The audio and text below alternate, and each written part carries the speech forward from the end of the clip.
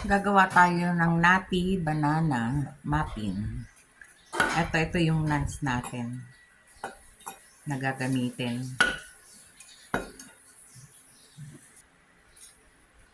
Pecan nuts ang gagamitin natin. Ito. Bibit natin yung 1 cup na butter at saka 1½ cup na asukal. Beat muna natin, maingay. Sama natin yung isang itlog. 4 na itlog to, isa-isa lang ang lagay bago i-beat. Nilagay ko ulit yung 2 itlog. Nabit ko na yung 2, bali 4 na yan.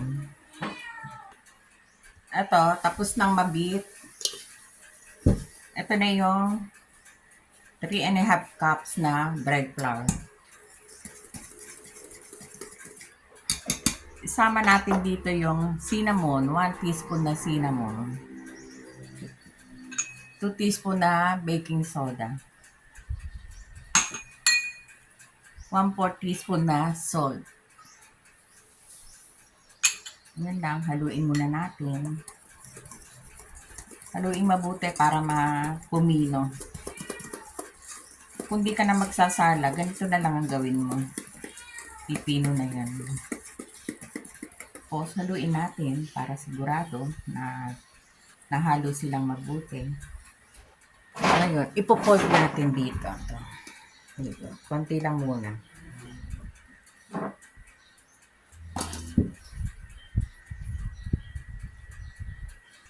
Pwede na natin lagay lahat. Sama na rin natin, ito na yung pecan nuts, 1 cup. Lagyan na lang natin din ng pasas. 1 cup din. Sama na rin natin yung banana. Haluin lang natin mabuti. Ito na yung gagawin natin na nutty banana muffin.